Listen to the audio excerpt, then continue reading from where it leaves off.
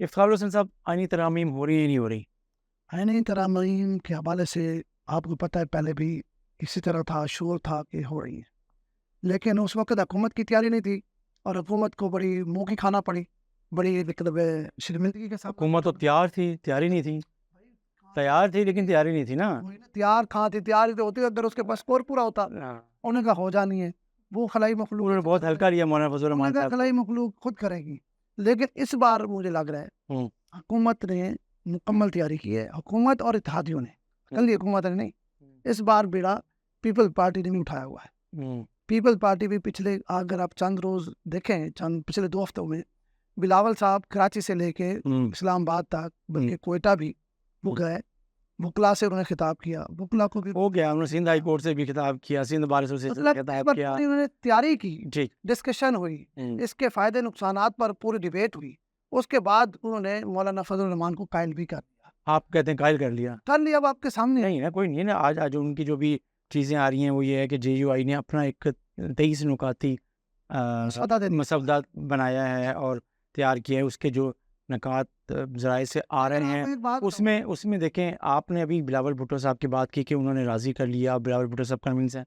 بلاول بھٹو صاحب ایک بات کر رہے ہیں، وہ کہہ رہے ہیں کہ جی آئینی کورٹ ہونی چاہیے.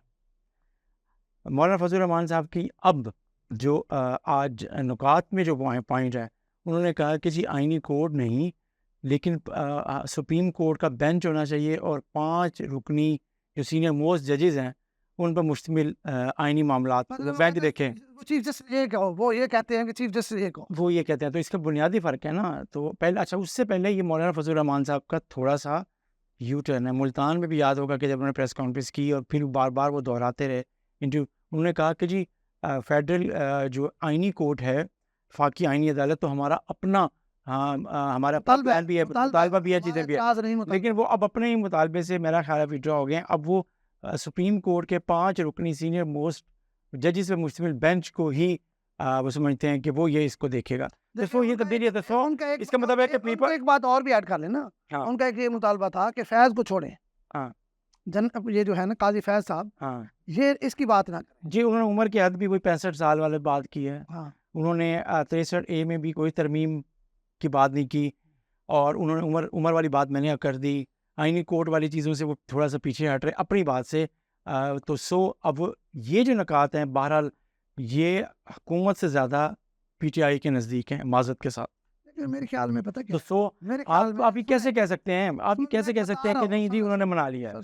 میرے پاس اس بات سے میں نے آپ کو بات گزارش کر رہا ہوں، مولانا صاحب کو وہ عزت دینا چاہ رہے ہیں، وہ کوشش کر رہے ہیں کہ مولانا صاحب ان کے ساتھ رہیں.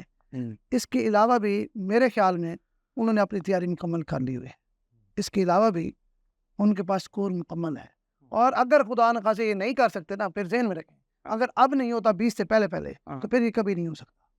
پھر حکومت کو پہلے سے بھی زیادہ شرمندگی کا سامنا کرنا پڑے گا. آپ یہ بات بھی ذرا غور کر لیں. اچھا، آپ یہ کہہ رہے ہیں کہ 20 سے پہلے ہو گیا تو ٹھیک ہے، نہیں تو حکومت اور ڈیفینسو ہو جائے گی. جی بالکل، شرمندگی ہوگی، بالکل ایسے، اور وہ آنے والے دنوں میں، ہفتے مہینوں میں مسائل کا شکار ہے. اچھا، لیکن اب دوسری بات آ رہی، وہ یہ کہتے ہیں کہ 25 اکتوبر کے بعد بھی کوئی خاص کیا کہتے ہیں آسمان نہیں گر پڑنا، اور کوئی ایسے ایشوز نہیں ہے. ترامیم بعد میں بھی ہوتی رہیں گی، اور ہو سکتی ہے کچھ ترامیم کچھ پہلے ہو جائیں گی.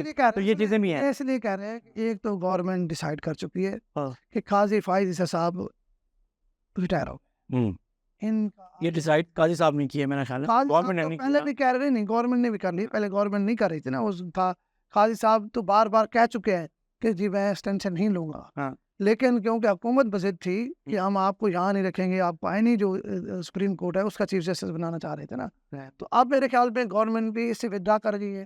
اور قاضی صاحب خود بھی نہیں چاہ رہے کہ جس طرح ان کی ٹرولنگ کی گئی ہے، جس طرح ان کا ایک بہت بڑا ایشو بنایا گیا ہے قاضی فائز عیسیٰ صاحب کا، تو میرے خیال میں وہ خود بھی نہیں چاہ رہے اور حکومت بھی ودرا کر رہی ہے.